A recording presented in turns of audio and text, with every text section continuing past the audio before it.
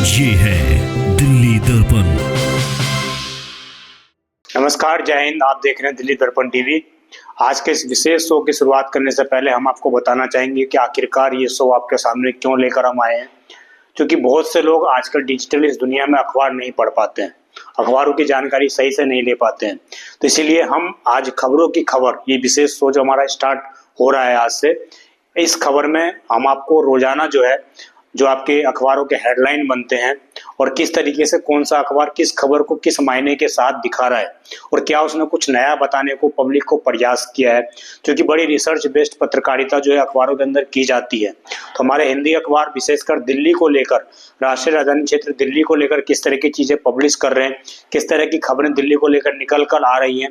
तो आज के बाद इस विशेष खबर में जो है हम आपको बताने का प्रयास करेंगे, इस खबरों के खबर विशेष शो में आपको बताने का प्रयास करेंगे कि अखबार किस तरीके से लिख रहे हैं और किस तरीके से दिल्ली वालों को जो उनकी समस्याएं हैं उनको लेकर अखबार क्या सोचते हैं, क्या नेताओं को लेकर अखबारों की रणनीति है, किस तरह की रिसर्च बेस्ड जो खबरें वो पब्लिश की जा रही है इन अखबारों में। तो तमाम ये सवाल हमारे मन में है। इसी के तहत ध्यान में रखते हुए, इन सवालों को ध्यान में रखते हुए हमने जो है ये विशेष शो स्टार्ट किया है। उम्मीद है कि आपको ये शो पसंद आएगा और इसमें जो है दिल्ली की तमाम खबरों के साथ साथ कुछ सेंट्रल, कुछ आर्थिक खबरें भी इसमें इंक्लूड की गई हैं, जिसके माध्यम से आपको बताया जाएगा कि विभिन्न प्रकार के जो अखबार हमारे दिल्ली में पब्लिश हो रहे हैं वो किस प्रकार की समझ रखते हैं उन खबरों के प्रति और दिल्ली वालों की समस्याओं का किस तरीके से वो समाधान करने जा रहे हैं। तो मेरे पास जो है आज 2 से 3 अखबार हैं। इन 2 से 3 ही अखबारों में जो है क्या क्या इनकी मुख्य खबरें रही हैं, इसको लेकर आज हम आपके सामने ये खबर लेकर आए हैं। और इसमें आपको सबसे पहले मैं लेकर चलूंगा नवभारत टाइम्स पर, जो दिल्ली का एक प्रसिद्ध अखबार है। उसने एक खुलासा किया है, उसने हेडिंग दी है कि खुलासा, एम्स में 1/3 से ज्यादा डॉक्टरों की है कमी। दिल्ली एम्स की ये बात की गई है इसमें। और इसमें एक चीज और बताया गया है कि दिल्ली के जो देश के जो बाकी एम्स हैं उनकी भी लगभग यही स्थिति है।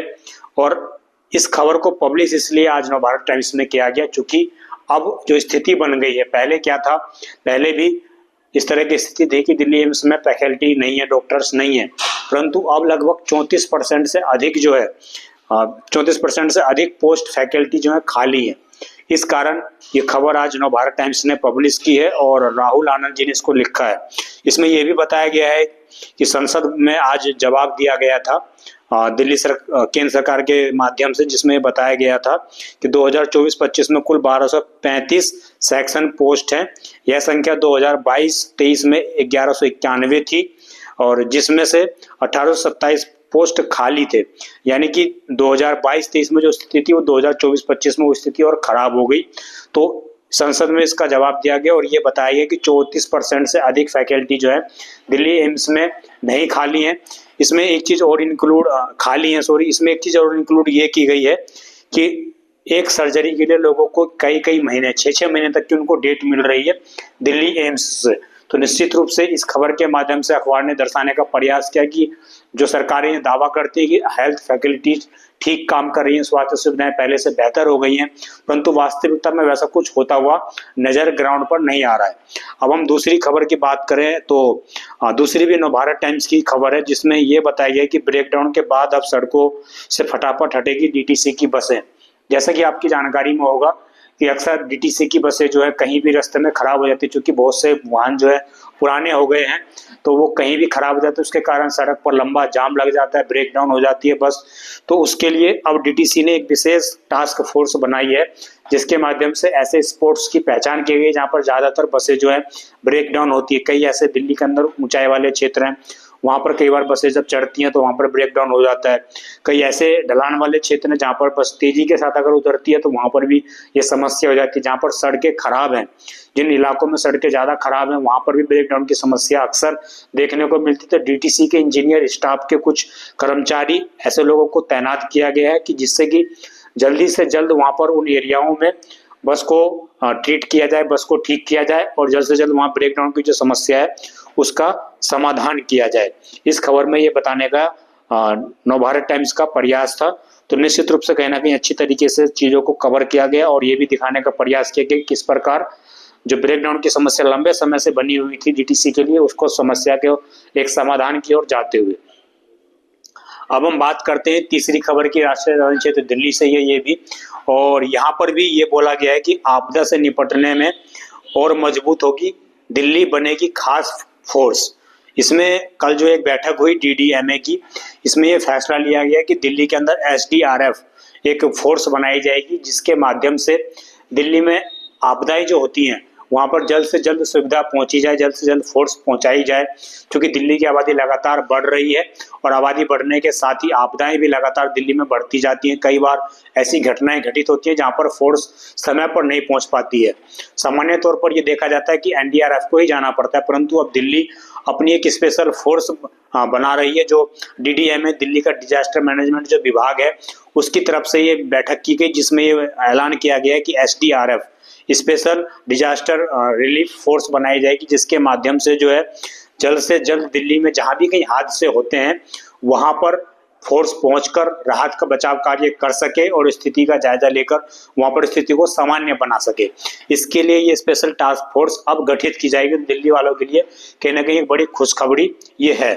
अब हम बात करें फ्री सिलेंडर की मांग को लेकर, आपका आम आदमी पार्टी लगातार हमलावर है, तो इसमें हेडिंग दी है अखबार ने कि फ्री सिलेंडर की मांग को लेकर आपका प्रदर्शन, और लगभग इसमें यह भी बताया गया कि 40 जगहों पर आम आदमी पार्टी की तरफ से प्रदर्शन किया गया। क्योंकि आपको जानकारी होगी कि कुछ दिन पहले ही जब दिल्ली में भाजपा सरकार बनी है, तो उससे पहले जो मैनिफेस्टो थे भाजपा सरकार के, उसमें यह ऐलान किया गया था कि होली और दिवाली के अवसर पर दिल्ली वालों को 1 सिलेंडर मुफ्त दिया जाएगा। इसके अलावा 2500 की जो योजना थी उसको लेकर भी कई बार पहले सियासत चली, और उसमें फाइनली योजना बीते 8 मार्च को ऐलान कर दी गई योजना। तो अब जो है फ्री सिलेंडर को लेकर आम आदमी पार्टी जगह जगह प्रदर्शन कर रही है। ये तस्वीर आप ITO की देख रहे हैं, जहां पर आम आदमी पार्टी के वरिष्ठ नेता प्रदर्शन कर रहे थे। कल ऋतुराज भी प्रदर्शन कर रहे थे, उनको जो है दिल्ली पुलिस ने अरेस्ट कर लिया, और जिसके बाद काफी सियासत और गर्मा गई। तो निश्चित रूप से कहीं ना कहीं फ्री सिलेंडर को लेकर जो बीजेपी ने जो वादे किए थे, वो वादा आम आदमी पार्टी याद दिलाने का प्रयास कर रही है, तमाम जगहों पर प्रदर्शन करके। और इस प्रदर्शन में पूर्व मेयर शैली ओबरॉय भी शामिल है, तमाम आम आदमी पार्टी के वरिष्ठ नेता इस प्रदर्शन में शामिल हैं और बीजेपी को कहीं ना कहीं घेरने का प्रयास कर रहे हैं। तो एक राजनीतिक खबर भी ये आपके लिए आ गई। अब एक सबसे इंटरेस्टिंग खबर जो आई है उसमें ये कि 57 दिन में 1500 करोड़ के चालान मिले, महज 70 लाख। दिल्ली ट्रैफिक पुलिस के लिए खबर है, और नवभारत टाइम्स ने इसको हेडिंग बनाया है कि 57 दिन में 2025 में 1500 करोड़ के चालान किए गए, परंतु दिल्ली पुलिस को महज 70 लाख रुपए ही प्राप्त हुए हैं। इस खबर के माध्यम से यह बताने का प्रयास किया गया है कि 2021 के बाद से चालान और उसकी रकम बढ़ी, परंतु रेवेन्यू गिरता गया।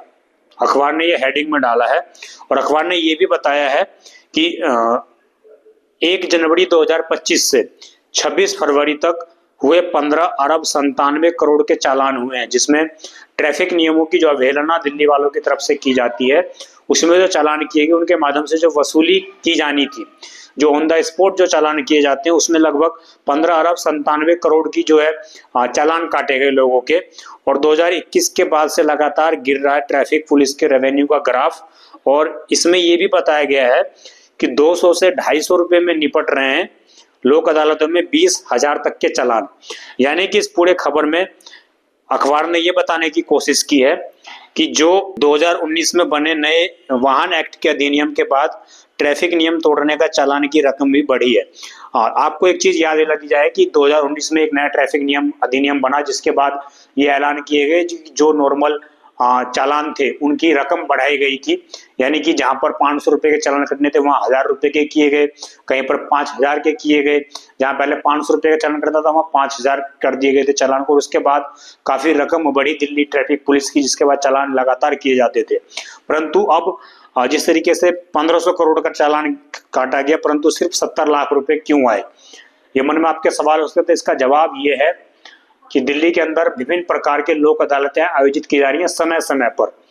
हर एक महीने के लास्ट में या साल में 6 महीने में एक बार जो इस तरह की दिल्ली ट्रैफिक पुलिस के माध्यम से ही लोक अदालतें लगाई जा रही हैं, जिसके माध्यम से वहां पर जो चालान होते हैं उसका निस्तारण किया जाता है।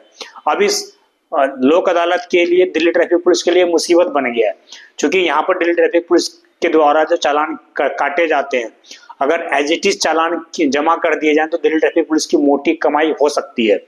परंतु चूंकि लोगों को पता है कि हम लोक अदालत में जाएंगे और वहां पर हमारा चालान आधा हो जाएगा, और लोक अदालत में जाकर जैसा कि अखबार ने खुद बताया है कि 20,000 के चालान महज और महज 200 से 250 रुपए में उनका निस्तारण कर दिया जा रहा है। तो कहीं ना कहीं दिल्ली ट्रैफिक पुलिस के लिए लोक अदालत एक अभिशाप के रूप में भी काम करता हुआ यहाँ पर नजर आ रहा है। हालांकि दिल्ली ट्रैफिक पुलिस समय समय पर लोक अदालत को प्रमोट करती है। कई जगह आपने होर्डिंग लगी हुई देखी होगी जहां पर दिल्ली ट्रैफिक पुलिस ये बताने का लोगों को प्रयास करती है कि अगर आपका चालान कट गया तो आप लोक अदालत में जाकर अपने मामले का निस्तारण करवा सकते हैं और कम से कम चालान भर सकते हैं। तो कहीं ना कहीं एक अभिशाप भी बनता हुआ और लोगों के लिए एक वरदान के रूप में लोक अदालत शामिल बनता हुआ दिल्ली वालों के लिए। अब जो लोग ठगी का शिकार होते हैं, जिन लोगों के अलग अक्सर साइबर ठग हो जाते हैं, उनके लिए खबर है, बिजली पाली कनेक्शन कटने के मैसेज भेज ठगी हो गई है। ये खबर जो है सरिता विहार से हुई है, जहां पर एक व्यक्ति को ये मैसेज आता है कि आपका जो है बिजली पानी का कनेक्शन काट दिया जाएगा, फलाने नंबर पर इतने रुपए सेंड कर दीजिए, आप बिल जमा कर दीजिए, उसके बाद जो है आपका बिल नहीं कटेगा, आपका मीटर नहीं काटा जाएगा। तो इसके तहत ही जो है लगभग 75,000 रुपये की उस व्यक्ति के साथ ठगी की गई। और जब बाद में जांच पड़ताल हुई तो पता लगा कि वो एक साइबर ठग का कॉल था और किसी भी विभाग ने इस तरह के मैसेज कॉल नहीं भेजे हैं। तो लगातार दिल्ली पुलिस और इसके अलावा जो एजेंसियां हैं वो लगातार ये बता रही हैं कि किसी भी प्रकार का जो कनेक्शन काटने का या किसी भी और प्रकार का कॉल आता है तो उस पर विश्वास ना करें, ये जो है साइबर ठग का शिकार हो सकता है। तो निश्चित रूप से इस तरह की खबरें आपको जागरूक करने के लिए भी प्रिंट की जाती हैं। अब अखबार ने दिल्ली सुप्रीम कोर्ट से एक खबर छापी है माध्यम से, उसमें हेडिंग ये दी है कि हादसे में मौत पर हर उस शख्स को मुआवजा जो मृतक पर निर्भर है। यानी कि कई बार ये होता है कि जो व्यक्ति अकेले रहते हैं शहर में आकर, उनके माता पिता या हो सकता है कि समाज में परिवार में उनका कोई भी ना हो, उनका दोस्त ही हो, तो सुप्रीम कोर्ट ने बड़ी टिप्पणी करते हुए ये कहा है कि हादसे में शिकार में अगर किसी की मौत हो जाती है और सरकार की तरफ से कोई मुआवजा ऐलान हो रहा है तो उसमें सिर्फ ये नहीं है कि खून के रिश्ते को ही मुआवजा दिया जाएगा। जो भी व्यक्ति उस व्यक्ति के ऊपर निर्भर था, जो व्यक्ति उसके संपर्क में रह रहा था, उसको भी मुआवजा पाने का संपूर्ण हक है। सुप्रीम कोर्ट ने यह आदेश दिया है और आपको भी इस आदेश के माध्यम से अब अवेयर होने की आवश्यकता है। चलते हैं अगली खबर की ओर। अगली खबर दैनिक जागरण से आई है और बड़ा ही महत्वपूर्ण ये खबर है, क्योंकि दिल्ली में जो लोग फ्लैट्स लेते हैं उनके लिए सबसे महत्वपूर्ण खबर है। लोगों को अक्सर मन में ये शंका रहती है कि हम किसी प्राइवेट बिल्डर से बिल्डिंग ले रहे हैं तो उस बिल्डिंग की गुणवत्ता किस तरीके से, क्या कोई फ्रॉड हमारे साथ तो नहीं होगा, हमारे साथ कोई ठगी तो नहीं हो जाएगी, हमने फ्लैट्स के लिए बुकिंग करवा दी परंतु हमें फ्लैट्स कब मिलेंगे, इस तरह के जो सवाल रहते हैं उसके लिए खबर ये आई है कि दिल्ली में अब बिल्डरों के बनाए फ्लैट्स भी बेचेगा डीडीए। डीडीए ने यह फैसला किया है कि जो भी प्राइवेट बायर डीडीए के माध्यम से फ्लैट्स बेचना चाहते हैं उनका स्वागत है और डीडीए उनके फ्लैट्सों को बेचेगा भी।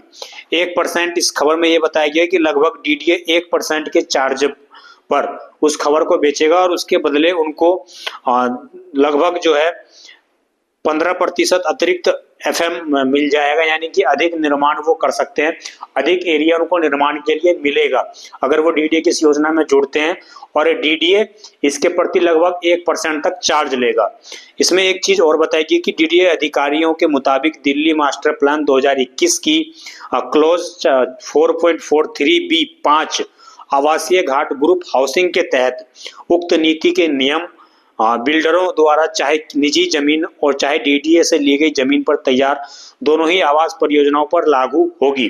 तो ये दिल्ली के लिए एक नियम है और नीति के मुताबिक अगर बिल्डर 50% ईडब्ल्यूएस फ्लैट बनाता है तो उसे 15% अतिरिक्त एफएमआर मिल जाएगा। साथ ही वह इन फ्लैटों को बेचने के लिए आवेदन पत्र देकर डीडीए का सहयोग ले सकती है। ईडब्ल्यूएस के जो फ्लैट्स निजी बिल्डर जो बनाते हैं उसके लिए अब वो डीडीए के माध्यम से अपने फ्लैट्स को बेच सकते हैं और ये सब इसलिए किया जा रहा है क्योंकि जो बायर्स होते हैं उनको कई बार विश्वास नहीं हो पाता है प्राइवेट सेलरों पर, तो इसलिए इस तरह के एजेंसी का इंक्लूजन किया गया है यहाँ पर कि एजेंसी के माध्यम से लोगों को विश्वास हो कि ये फ्लैट जो वो डीडीए के माध्यम से ले रहे हैं तो इसमें किसी भी तरह की धोखाधड़ी नहीं की जाएगी। और ये सब इसलिए किया गया क्योंकि देश के प्रधानमंत्री नरेंद्र मोदी का विजन है कि सभी को आवास उपलब्ध हो जाए, चाहे वो गरीब हो, चाहे वो मिडिल क्लास हो, चाहे वो हायर क्लास हो, सभी को अपना आवास मुहैया हो जाए। इसी कारण इस तरह की ये विशेष योजना की जो है शुरुआत डीडीए ने दिल्ली के अंदर की है। और निश्चित रूप से आने वाले समय में अगर ये योजना सफल होती है तो दिल्ली वालों के लिए खासा इस एक तरीके से वरदान के रूप में साबित होने वाला है। अब हम बात करें, आपने कुछ समय पहले सुना होगा, कल ही आपने सुना होगा कि दिल्ली के मुख्यमंत्री ने ये कहा है कि दिल्ली के अंदर यमुना नदी जो इसमें क्रूज चलेंगे, छोटे क्रूज चलेंगे, और काफी वाहवाही जो इस खबर को लेकर बटोरी जा रही है।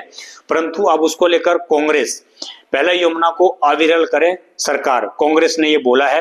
कांग्रेस के प्रदेश अध्यक्ष देवेंद्र यादव ने ये चीज बोली है कि दिल्ली में डबल इंजन की सरकार है, परंतु डबल इंजन की सरकार होने के बावजूद यमुना साफ नहीं हो रही है। यहाँ पर सिर्फ और सिर्फ पर्यटन के दिखावे के नजरिए से सिर्फ और सिर्फ मार्केटिंग की जा रही है कि यमुना को पूर्ण तरीके से साफ कर दिया गया और यहाँ पर क्रूज सुविधाएं चल रही हैं।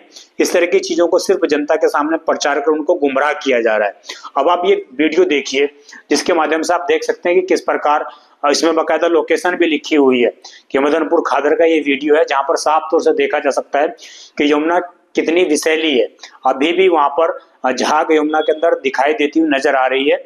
और इस तरीके से सरकार ये दावा कर रही है कि यमुना से कई हजार टन कचरा निकाला गया और यमुना को पूर्ण तरीके से साफ करने का प्रयास किया जा रहा है, परंतु उस तरह की चीजें मैदान पर होती हुई नजर नहीं आ रही है।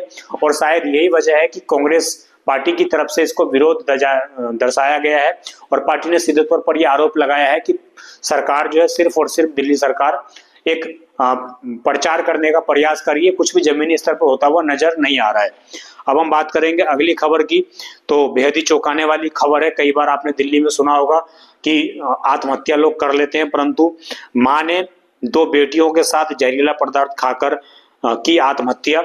ये जो है दैनिक जागरण की खबर है और ये इन्होंने मोलबर्न में मकान में दूसरे तल पर मिले तीनों के सब बदबू आने पर पहुंची पुलिस, अन्य बिंदुओं से भी जांच की जा रही है। इस खबर में यह बताया गया है कि मृतिका के मुंह से जो है झाग निकल रहा था और सब 4 से 5 दिन पुराने थे, यानी कि जो परिवार रह रहा था वो 4 से 5 दिन पुराना था। उसमें एक माँ थी, 2 बच्चियां थी, उन दोनों ने ही जहर खाकर आत्महत्या कर ली है। वजह ये बताई जा रही है कि आर्थिक तंगी थी, क्योंकि कुछ महीने पहले ही महिला का पति भी, उनकी भी मृत्यु हो चुकी थी, तो कई 2 महीने से लगभग परिवार किराया भी नहीं दे पा रहा था, तो आर्थिक तंगी इस खबर में बताया गया। परंतु ये जांच का विषय, पुलिस अभी जांच पड़ताल कर रही है। देखना ये होगा कि असली वजह क्या आता है।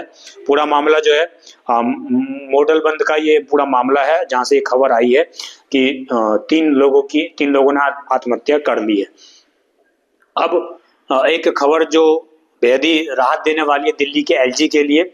आप सरकार के समय उपराज्यपाल के खिलाफ दायर वाद जितने भी मुकदमे थे उन सभी को वापस लिया जाएगा। यानी कि आपको याद होगा कि अरविंद केजरीवाल की सरकार जो थी वो लगातार इस तरह के सुप्रीम कोर्ट में और हाई कोर्ट में पिटीशन डालती थी कि दिल्ली के उपराज्यपाल को फलाना जो अधिकार दिए गए इन अधिकारों को हटाया जाए, जैसे कि अफसर तैनाती का अधिकार, जैसा कि किसी भी नियम, कोई भी अगर कोई कानून दिल्ली सरकार बनाती है उसके लिए उसको पहले उपराज्यपाल के पास जाकर परमिशन लेनी पड़ती थी। परंतु अब दिल्ली सरकार ने यह फैसला किया है कि जितने भी उपराज्यपाल के खिलाफ इस तरह के केस किए गए हैं उन सभी केस को दिल्ली सरकार की तरफ से वापस ले लिया जाएगा। तो सरकार बदलने के साथ ही एक बड़ी राहत उपराज्यपाल को मिलती हुई। अब एक और साइबर ठग की खबर दैनिक जागरण ने भी पब्लिश की है कि बेटी ड्रग्स के साथ पकड़ी गई है, कहकर पिता से ठगी। ये मामला जो है गुरुग्राम से आया है, जहां पर 60,000 रुपए की एक बुजुर्ग व्यक्ति से ठगी की गई। उनको ये कहा गया कि एसएचओ रघुवंशी मैं बोल रहा हूं और आपकी बेटी जो है ड्रग्स के मामले में पकड़ी गई है, आप अगर अपनी बेटी को छुड़ाना चाहते हो तो इतने रुपए आप ट्रांसफर कर दीजिए। और उसके बाद व्यक्ति ने 60,000 रुपए जब ट्रांसफर कर दिए तो उनको ये बोला गया कि 45 मिनट के बाद आपकी बेटी को छोड़ दिया जाएगा, आपकी बेटी सही सलामत थाने में आपके घर पहुंच जाएगी। परंतु जब उन्होंने अपनी बेटी को फोन किया 45 मिनट के बाद तो पता लगा कि उनकी बेटी कॉलेज में ही पढ़ रही है और कहीं पर भी पुलिस ने उसको नहीं पकड़ा है। तो अखबार ने ये बताने का प्रयास किया है कि अगर आपके पास इस तरह के साइबर कॉल्स आते हैं, साइबर ठगी के कॉल आते हैं, तो आप उन पर विश्वास ना करें और पहले जिनके लिए कॉल आया उनसे कंफर्म कर लें कि वास्तविकता में ऐसा कुछ हुआ है कि नहीं हुआ है। वहां थाने पर अवश्य जाएं, जिस थाने से आपको कॉल आया वहां पर अवश्य आप जाएं और वह खुद जाकर चेक करें फिजिकली कि क्या वास्तविकता में पुलिस ने आपके बच्चे को पकड़ा है कि नहीं पकड़ा है। अब सबसे महत्वपूर्ण बात, सड़क हादसे की वजह बने वाणिज्यिक वाहनों को अब राजधानी में नो एंट्री, यानी कि दिल्ली ट्रैफिक पुलिस ने एक फिर बड़ा अभियान छेड़ा है। दिल्ली ट्रैफिक पुलिस ने फैसला किया कि दिल्ली यातायात पुलिस राजधानी में प्रवेश निषेध प्रतिबंधों को भी कर रही है सख्त, यानी कि जहां पर प्रवेश निषेध के पोस्टर लगे हैं, बोर्ड लगे हैं, वहां पर दिल्ली ट्रैफिक पुलिस अब सख्ती के साथ चालान करेगी। और पुलिस ने यह बताया है कि इस तरह के ओवरलोडेड गाड़ियां, जिन ट्रकों को अलाउ नहीं किया जाता, वो ट्रक भी आ जाते हैं और उसकी वजह से कई ऐसे हादसे हो रहे हैं जिसमें कई लोगों की मौत भी हो रही है। 317 मौतें सड़क हादसे में वर्ष 2024 और 292 मौतें 2023 के दौरान हुई हैं। इन ट्रकों के माध्यम से जिनको नो एंट्री अलाउ है, परंतु वो जब भी वहां पर उस एरिया में जाती हैं और परिचालन करती हैं, तो निश्चित रूप से ऐसे वाणिज्यिक वाहनों को अब राजधानी में no entry Delhi traffic police ने बोला है कि आने वाले समय में बिल्कुल भी इन वाहनों को आने की परमिशन नहीं दी जाएगी। एक आंकड़े के मुताबिक 2024 में नो एंट्री उल्लंघन के लिए दिल्ली ट्रैफिक पुलिस ने लगभग 93,684 चालान किए हैं और 2023 में 66,659 चालान किए, लेकिन उसके बावजूद घटनाएं लगातार बढ़ती जा रही हैं और 2025 में अभी तक 122 दुर्घटनाएं ट्रकों की ओवरलोडिंग की वजह बन चुकी हैं और ये वाहन बन चुके हैं जो ओवरलोड होकर दिल्ली की सड़कों पर चलते हैं। अब देखना ये होगा कि ये जो नियम दिल्ली ट्रैफिक पुलिस ने बनाया है कितनी प्रमुखता से ये लागू होता हुआ नजर आता है। अब हम बात कर लें एक बार आर्थिक खबर की, तो खुदरा महंगाई 7 महीने की निचले स्तर 3.61% पर आई है, यानी कि अब इस महीने में महंगाई दर घटी है और निश्चित रूप से जो मिडिल क्लास है उनको एक राहत मिलने का प्रयास यहाँ पर हुआ है। दाल और सब्जी के दाम में गिरावट में फरवरी में मुद्रास्फीति नरमी आई है। शहर की तुलना में गांव में अधिक रही कीमतें, यानी कि शहर में जो है कीमतें तो घटी परंतु गांव में भी कीमतें ज्यादा हैं और निश्चित रूप से मिडिल क्लास को कहीं ना कहीं इसका फायदा पहुंचता हुआ नजर आया है। इसमें एक चीज और है कि अगले वित्त वर्ष के लिए 6.5% से अधिक दर की बढ़ेगी आर्थिक जो हमारा जीडीपी है वो बढ़ेगी। इसके लिए एक एजेंसी ने भी मूडीज जो है एजेंसी आर्थिक जो रेटिंग देती है उसने ये रेटिंग भी दी है। तो ये एक खबर थी और इसके अलावा एक हंसती खेलती खबर, प्यारी खबर अंतिम चरण में आपके सामने छोड़े चले जाते हैं, जहां पर दैनिक जागरण ने इसको पब्लिश किया है। उसने बताया है कि बच्चे ने पुलिस से की माँ के बुरे बर्ताव की शिकायत। चूंकि ये खबर जो है अमेरिका से आई है, जहां पर एक बच्ची ने 911 नंबर जो आपातकालीन नंबर उस पर कोड मिला दिया और ये कंप्लेन की कि उसकी माँ का अवैध व्यवहार उसके साथ है, तो उसको पकड़ लिया जाए और उसको जेल में डाल दिया जाए। जब पुलिस के माध्यम से पूछा गया कि आपने कौन सी आपके साथ दुर्व्यवहार हुआ है, आपने ऐसा क्यों बोला, तो बच्ची ने बताया कि उसकी मम्मी ने जो है उसकी आइसक्रीम खा ली, इस वजह से इस तरह की चीजें हुई। तो बच्ची ने पुलिस को कंप्लेन की और उसके बाद पुलिस आई और फिर पुलिस ने जो बच्ची को समझाने के लिए कई सारे आइसक्रीम की डिब्बे लेके आए। आप ये तस्वीर में देख सकते हैं, कई सारे आइसक्रीम लेके आए, बच्ची को दिया और बच्ची को खुश किया और बच्ची को समझाया कि आप ऐसा कंप्लेन ना करें और आपके पेरेंट्स को भी समझाया कि आप भी आगे से बच्चे की आइसक्रीम ना खाएं। तो हमारा इस पूरे बुलेटिन के माध्यम से आपको बताने का प्रयास ये था कि दिल्ली के अखबार किस तरह दिल्ली के बारे में सोचते हैं, किस तरह दिल्ली के जो नुमाइंदे हैं उनके बारे में किस तरह की खबरें पब्लिश की जा रही हैं और क्या क्या कुछ नए बदलाव दिल्ली में होने जा रहे हैं सरकार बदलने के साथ ही। इस विशेष बुलेटिन में देखने के लिए अगर आपकी कोई भी राय हो तो आप कमेंट अवश्य करिएगा, हम उस खबर को थोड़ा प्रमुखता से डालेंगे और सुधार करने का प्रयास करेंगे। आप देखते रहें दिल्ली दर्पण टीवी। मैं विजय ठाकुर, धन्यवाद। लेटेस्ट खबरों के लिए सब्सक्राइब करें हमारा YouTube चैनल या फिर लॉग ऑन करें www.delhidarpantv.com। खबरों की कवरेज और विज्ञापनों के लिए संपर्क करें।